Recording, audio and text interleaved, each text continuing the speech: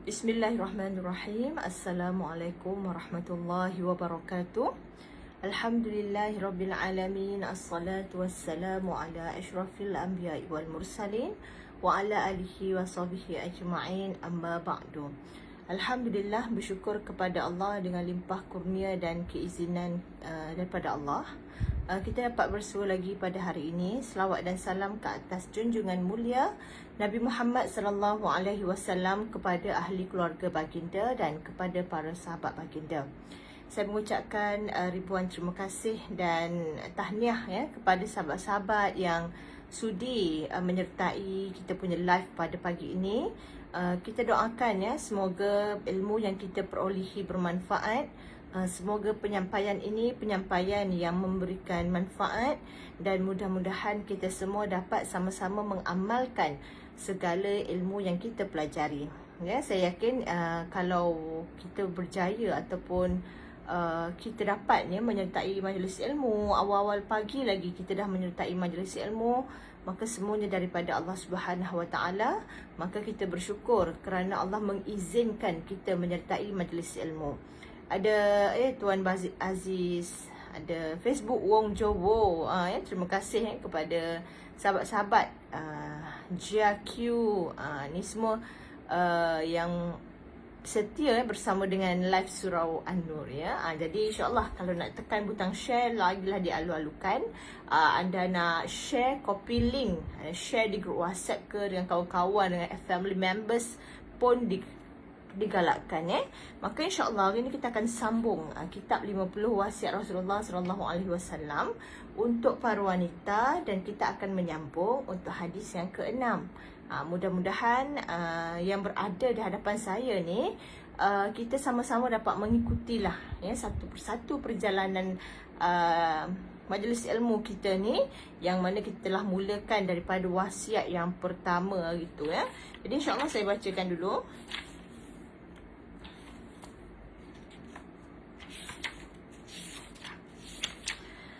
An Aisyah ummil mu'minin radhiyallahu anha qalat du'iya Rasulullah sallallahu alaihi wasallam ila janazati sabiyyin minal ansar faqultu ya Rasulullah tuba li hadha usfurun min asafiril jannah lam ya'malisu wa lam yudrikhu qala aw ghayra dhalik ya Aisyatu innallaha khalaqa lil jannah ahlan khalaqahum laha wa hum fi aslabi abaihim wa khalaqa lin nari ahlan khalaqahum laha wa hum fi aslabi abaihim. Daripada Aisyah Ummul Mukminin radhiyallahu anha, dia berkata, Rasulullah sallallahu alaihi wasallam pernah diundang untuk mengurusi jenazah anak kecil di kalangan Ansar. Lalu aku berkata, wahai Rasulullah, tuba, tuba bagi salah satu burung kecil syurga ini. Dia belum pernah mengerjakan yang buruk dan belum balik. Baginda bertanya, justru selain itu ada yang lebih baik. Wahai Aisyah, sesungguhnya Allah menciptakan syurga bagi syurga penghuni yang memang sudah diciptakan baginya. Mereka berada di dalam keturunan bapa-bapanya. Dan Allah menciptakan bagi neraka para penghuni yang memang diciptakan baginya, dan mereka berada dalam keturunan bapa-bapanya. Hadis sahih ditakhrij oleh Muslim. Baik, kalau kita baca secara sepintas lalu hadis ini mungkin agak samar-samar untuk kita fahami secara bacaan langsung macam tu cuma sebab itu kita perlu kepada penjelasan apakah sebenarnya intipati yang kita boleh ambil daripada hadis yang Nabi bicarakan kepada Sayyidatina Aisyah radhiyallahu anha ini. Pertama kita lihat Nabi menyebut perkataan tuba. Tuba itu apa dia? Kalau orang Melayu, tuba, bukan ta, dia ta. Tuba itu ialah racun. Tapi tuba yang dimaksudkan dalam hadis ini maksudnya ialah sebuah pohon di syurga yang lindungannya jarak perjalanan 100 tahun dan pakaian penghuni syurga itu keluar daripada kelopaknya. Ini tuba ini bermaksud satu pohon yang berada di dalam syurga. Ini ditakhrij oleh Ahmad ya. Jadi kalau kita tengok Aisyah sallallahu alaihi wasallam bertanya tentang Nabi, berbicara dengan Nabi sallallahu alaihi wasallam berkaitan dengan jenazah anak kecil. Maka Aisyah berkata kepada Nabi, tuba pohon itu bagi seorang anak kecil ini. Maksudnya anak-anak yang belum baligh ini, bila dia meninggal dunia dia akan masuk ke dalam syurga. Jadi sebab itulah Aisyah sebut perkataan begitu menggambarkan kepada anak tersebut mendapatkan nikmat tuba tersebut. Kemudian kita lihat lagi hadis ini juga telah memberikan satu pengajaran kepada kita tentang kejadian pada hari kita sudah mati nanti, dan juga berkaitan dengan balasan di akhirat nanti. Dia bersangkut dengan persoalan qada dan qadar daripada Allah Subhanahu Wa Taala. Sebelum itu kita tengok dulu surah At-Tur ayat 21 berkaitan dengan sifat orang yang masuk syurga dan bagaimanakah orang yang boleh masuk syurga bersama keluarga dia. A'udzubillahi minasyaitonirrajim. Walladzina amanu wattaba'athum dzurriyyatuhum biimanin alhaqna bihim dzurriyyatahum. Sadaqallahul azim.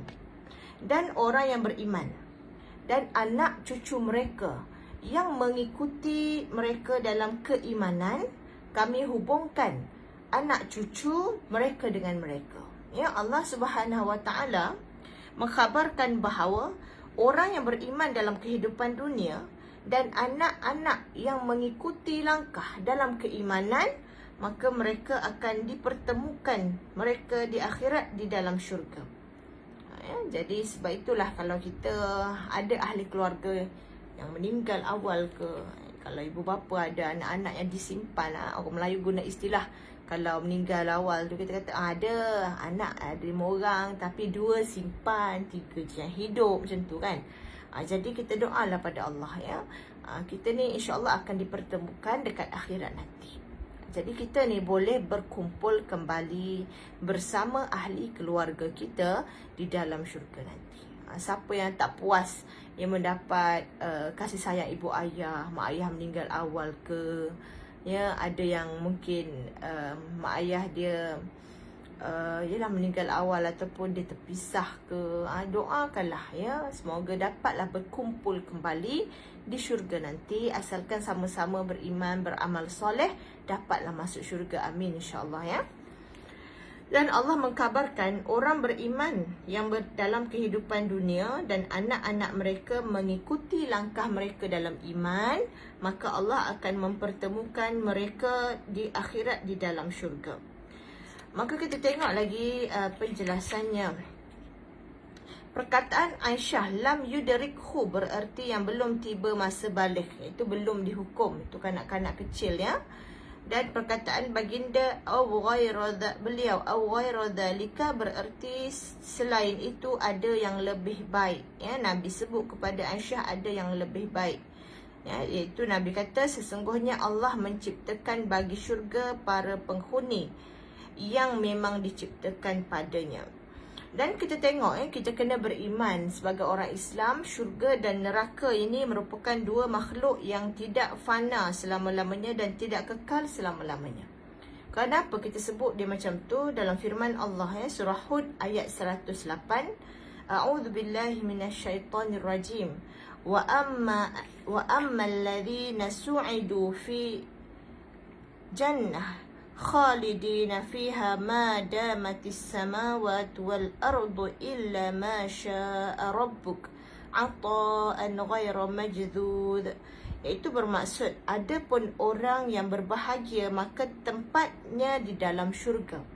Mereka itu kekal di dalamnya selama ada langit dan bumi, kecuali jika Tuhanmu menghendaki yang lain sebagai kurnia yang tidak putus-putusnya. Ini surah Hud ayat 108.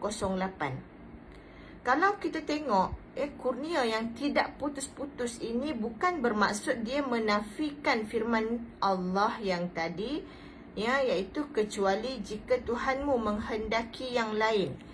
Kalau tengok kat sini, pengecualian di sini, kekekalan mereka untuk merenggut nikmat bukan sesuatu yang pasti dengan sendirinya, tetapi bergantung kepada kehendak Allah. Dan pemberian Allah kepada mereka, kepada ahli syurga tu, bergantung kepada kehendak Allah, dan pemberian itu ada pada Allah. Maka dengan itu penghuni syurga tetap mengucapkan tasbih, tahmid, sebagaimana mereka memberi ilham kepada jiwanya. Allah juga sebut bagaimana orang yang berada dalam syurga ini kekal dan dia memperoleh nikmatnya. Orang berada dalam syurga ni banyak yang Allah Subhanahu Wa Taala firmankan keadaannya di dalam Al-Quran. Antaranya dalam surah Ar-Ra'du, ukuluha daimun wa zilluha, yang bermaksud buahnya tak henti-henti serta naungannya pula. Maksudnya ini ialah tentang nikmat syurga. Kemudian surah Sad ayat 54 Allah sebut juga, inna hadza la rizquna ma lahu min nafad. Sesungguhnya ini adalah benar-benar rezeki daripada kami yang tiada habis-habisnya. Lagi satu Allah dalam firman dalam surah Al-Hijr ayat 48, wa ma hum minha bimukhrajin, dan mereka sekali-kali tidak akan dikeluarkan daripada sana. Ayat-ayat ini menandakan tentang kenikmatan yang Allah bagi secara terus-menerus kepada orang yang masuk ke dalam syurga. Dan Allah jelaskan bahawa penghuni syurga kekal di dalamnya dengan segala kenikmatannya, iaitu dalam surah Ad-Dukhan ayat ke-56, la yadhuquna fiha al-mauta illa al-mautatal ula. Maksud dia mereka tidak akan merasakan mati di dalamnya kecuali mati di dunia. Kita tengok ayat-ayat ini menunjukkan bahawa keabadian syurga dan penghuni syurga tu kekal di sana. Dan Nabi bersabda, bila penghuni syurga sudah berada di syurga dan para penghuni neraka sudah berada di neraka, kematian didatangkan sehingga dijadikan berada di antara syurga dan neraka. Kemudian kematian itu disembelih. Kemudian ada penyeru yang berseru, wahai para penghuni neraka, tidak ada kematian. Maka kegembiraanlah para penghuni syurga semakin bertambah kerana kegembiraan mereka, dan kesedihan para penghuni neraka bertambah kepada kesedihan mereka. Ini merupakan sebuah hadis berkaitan dengan kematian. Dan hadis ini juga hadis yang ditakhrij oleh Al-Bukhari dan Muslim. Jadi sahabat-sahabat, sebenarnya kematian seseorang tu bukan pengakhiran hidup dia, tetapi permulaan kepada kehidupan yang baru yang kekal.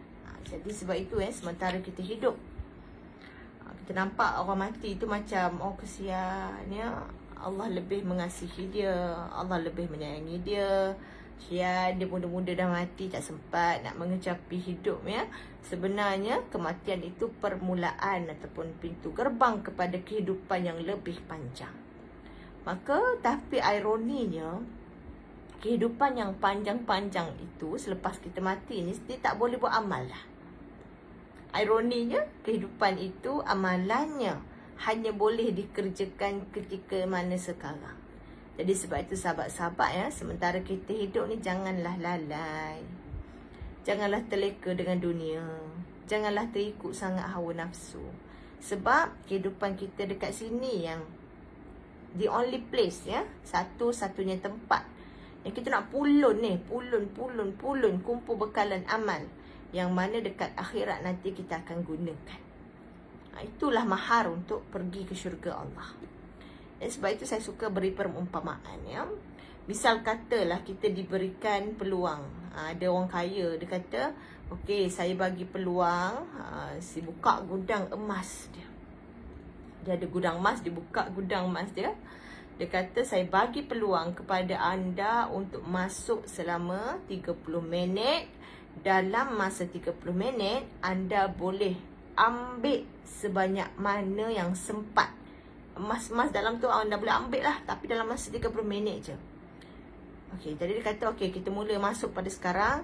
3, 2, 1, masuk. Agak-agaknya masuk dalam gudang tu ada tak yang nak tengok dulu? Cantik emas dia, berapa lah kekayaan dia, agaknya tak ada. Mesti yang masuk tu akan cepat-cepat buka beg besar dia, pulun, ambil emas, ambil emas, ambil emas, ambil emas. Sebab apa? Masa 30 minit je. Ya, 30 minit je masa dia. Dan emas tu semuanya bernilai dan berharga. Nanti dah keluar tak boleh masuk. Dah keluar nanti time tu lah nak menjoli segala emas yang dapat tu. Maka pastilah 30 minit yang singkat itu akan digunakan sebaik mungkin. Tak ada masuk-masuk nak sembang dengan kawan, nak buat live video dulu, tak ada. Jadi itulah ibaratnya. Orang yang sedar hakikat dunia ini hanyalah satu-satunya tempat beramal. Kita akan pulun, itu istilah dia. Kita akan pulun, tak hirau sangat benda-benda remeh. Kalau ibarat orang masuk ke gudang emas tadi, selipar cabut pun lantaklah aku berlari, kaki ayam pun tak apa. Yang penting 30 minit, ambil. Subhanallah, inilah ibarat dia. Keluar lega, ya. Tak apa, yang penting aku dah cuba yang terbaik. Berapa banyak dapat. Tapi kalau orang yang masuk, kemudian dia terleka, tengok emas berkilau-kilau contoh, imajinasi kena guna sikit, nampak emas berkilau-kilau, terleka. Telefon mak dulu, mak tengok mak, tunjuk dulu emas ke apa. Jadi dia akan dapat sikit lah berbanding orang yang pada awal dia pulun dalam masa yang telah ditetapkan. Jadi sahabat, itu sekadar satu gambaran saja. Itu sekadar satu perumpamaan. Allah lepas kita kat dunia ni mulai pada usia kita balik, kita dah mukallaf, ya, ditaklifkan segala tanggungjawab kepada kita. Waktu itu kita kena terus pecuk, kita kena terus pulun. Janganlah melengah-lengahkan atau membazirkan masa, kerana kematian tidak akan tidak tahu, kita tak tahu, Allah tak bagi tahu kepada kita bila kita mati. Ya, dan kita akan mati bila-bila masa. The moment kita mati, itulah permulaan pintu gerbang kepada kehidupan lain sebenarnya, yang memerlukan modal daripada amalan kita. Dan kehidupan itu lebih abadi, dan kehidupan itu tak memerlukan dah kita untuk berpenat lelah beribadah. Maka gunakan sekarang. Lawan rasa malas, cuba bermujahadah, lawanlah nafsu, elakkan daripada dosa, kuatkan diri untuk beramal, paksa hingga rasa terbiasa, buat hingga rasa nikmat. Itulah kehidupan dekat dunia ini. Boleh, ya, insyaAllah. Kemudian kita sambung lagi. Allah tidak seksa seseorang kecuali setelah Allah melakukan sebab, kecuali setelah orang itu melakukan sebab yang mendatangkan siksaan itu. Ya, Allah tidak zalim. Ya, Allah tidak menyiksa hamba-hambanya mengikut pilihan-pilihan. Kita kata kalau manusia ni ada pilihan kronism lah, ada pilihan nafsu. Tidak, Allah bersifat adil. Maka firman Allah, ya, dalam surah Asy-Syura ayat 30, wa ma asabakum min musibatin fabima kasabat aydikum wa ya'fu an katsir. Dan apa saja musibah yang menimpa kamu, maka itu disebabkan oleh perbuatan tanganmu sendiri, dan Allah memaafkan sebahagian besar daripada kesalahan-kesalahanmu. Jadi kalau kita berbuat dosa, berbuat kesalahan, itu juga boleh jadi salah satu sebab, ya, Allah mendatangkan bala ataupun musibah dalam kehidupan kita. Ini memang ada dalam Quran. Ya, dan juga Allah tidak zalim. Ya, Allah memang memberikan balasan sesuai dengan perbuatan kita. Begitu juga kalau kita masuk kepada amal soleh, Allah tidak halang jalan ke syurga apabila sebab-sebab ke neraka itu terhalangi, iaitu amal soleh. Amal soleh ini ialah batu bata menuju syurga dan pintu pagar daripada neraka. Ya, itu amal soleh yang perlu kita laksanakan, akan menghalang daripada neraka dan membawa ke syurga. Firman Allah dalam surah Taha yang menjadi bukti bagaimana amal soleh boleh membawa ke syurga. Dalam ayat 112 surah Taha, Allah berfirman, wa may ya'mal minas salihati wa huwa mu'min fala yakhafu dhulman wala hatma.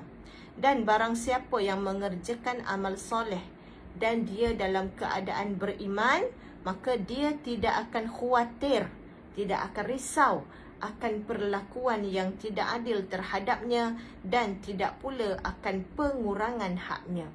Jadi jangan risau, kita jangan fikir kita bukan kita lah nak fikir agak-agaknya aku ni tak ada syurga ke, tak ada aku neraka. Tak payah. Yang kita fikir apa dia?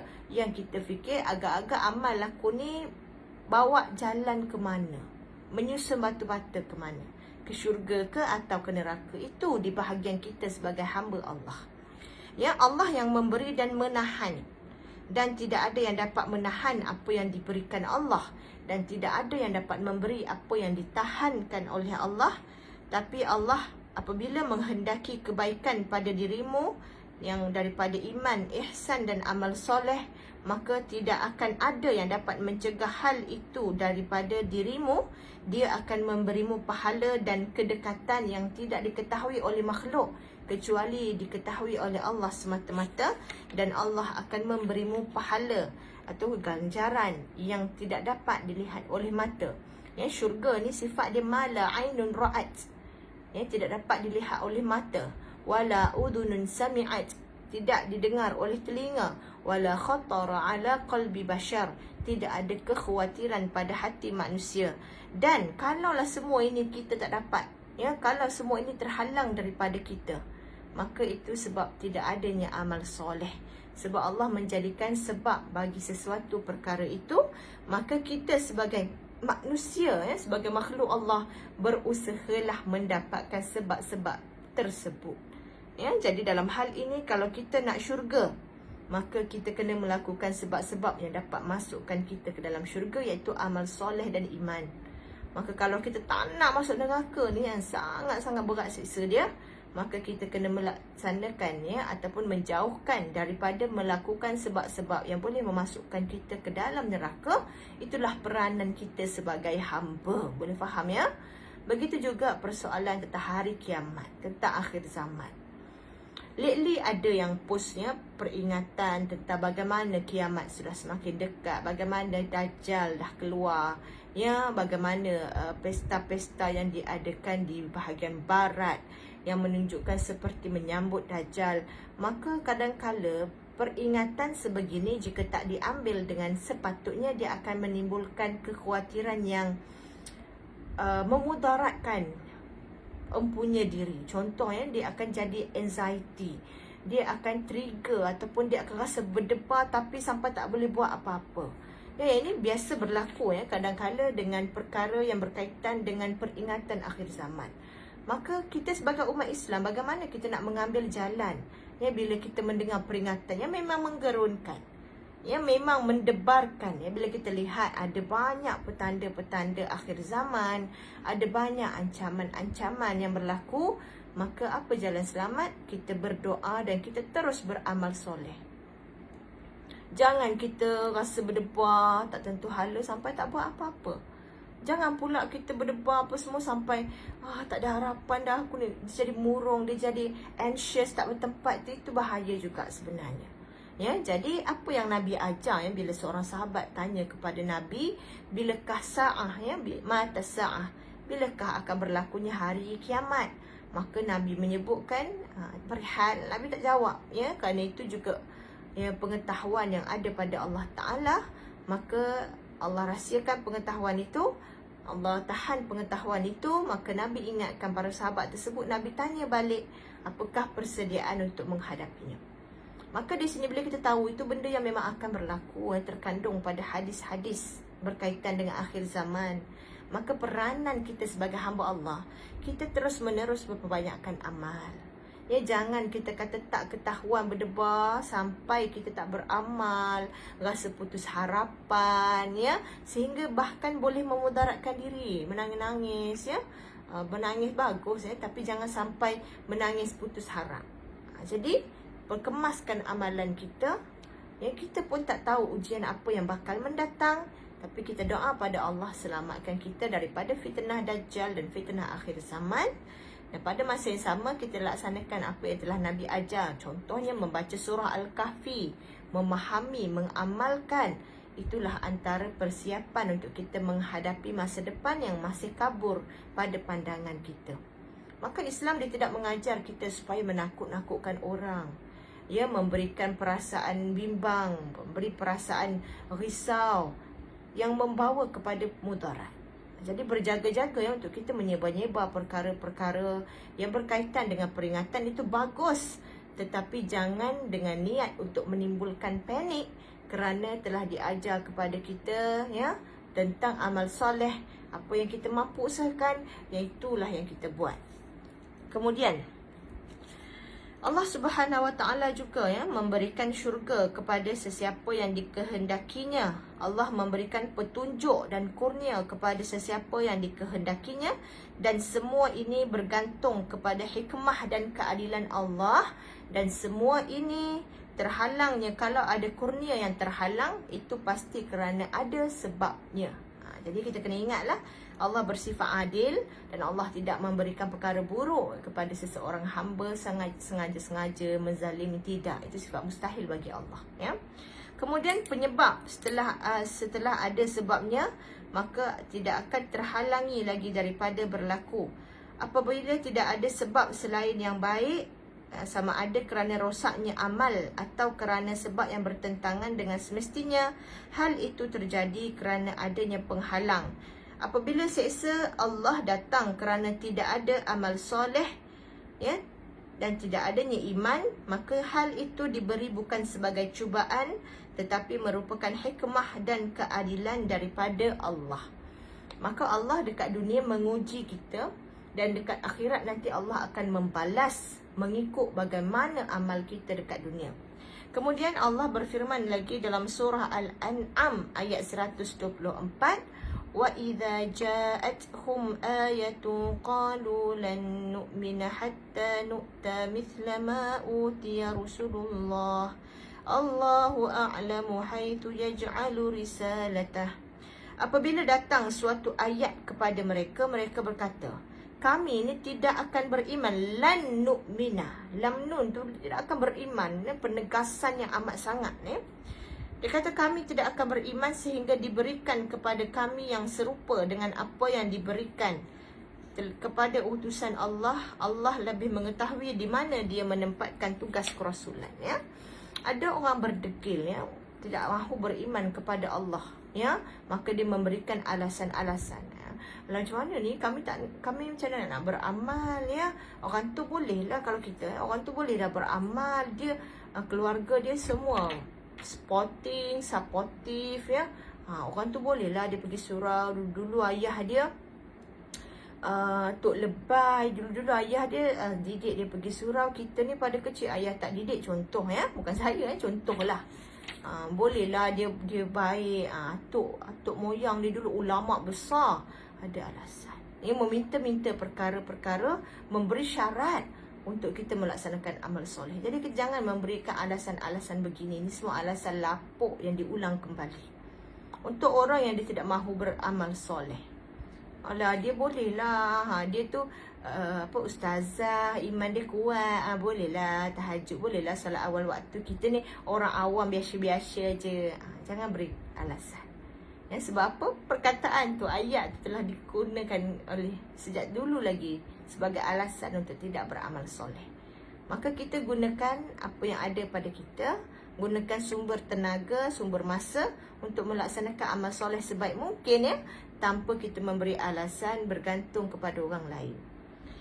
Allah Subhanahu Wa Taala juga ya memberikan firman yang seterusnya dalam surah Al-An'am ayat 53 ya, bersangkut perihal-perihal orang-orang ini. Wa kadzalika fatanna ba'dahum bi ba'd liyaqulu ahaula'i manallahu 'alaihim min bainina alaysa Allahu bi'a'lama bisyakirin. Dan demikianlah telah kami uji sebahagian mereka ya. Siapa itu? Iaitu orang-orang kaya dengan sebahagian mereka, iaitu orang-orang miskin.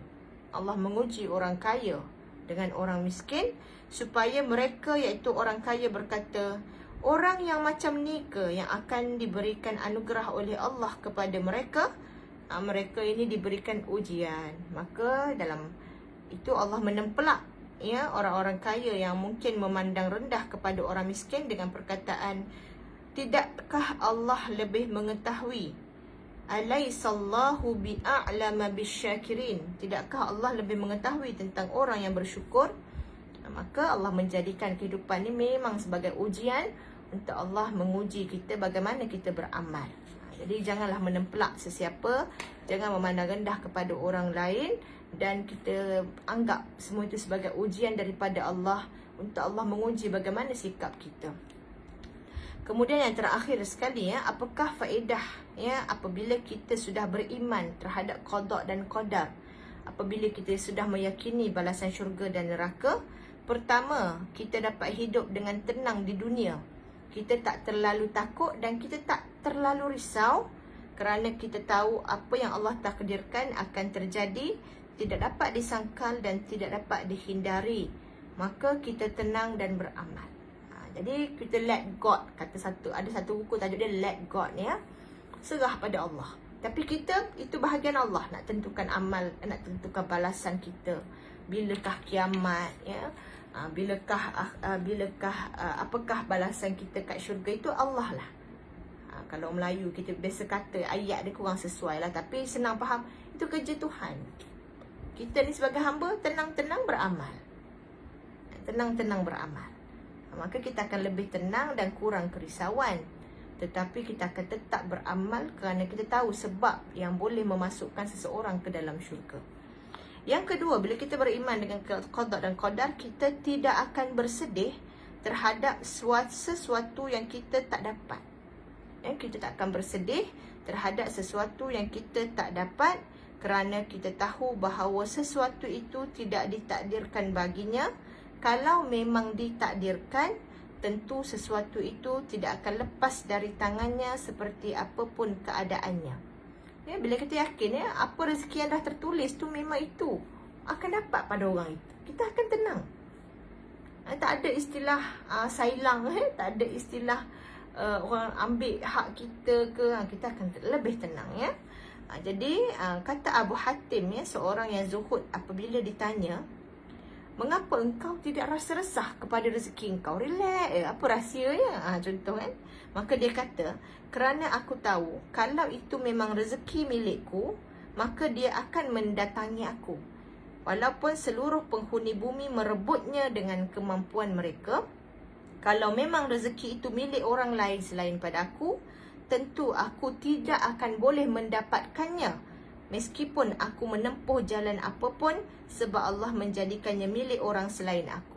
Maka kita apa tadi? Usaha, let God. Serah pada Allah saja dan jangan sehingga menzalimi orang lain untuk berusaha mendapatkan rezeki. Kenapa? Dikhawatiri yang kita dapat hanyalah dosa. Apa yang menjadi milik kita, orang kata rezeki telah tertulis, alamat kita dah akan sampai ke mana pun.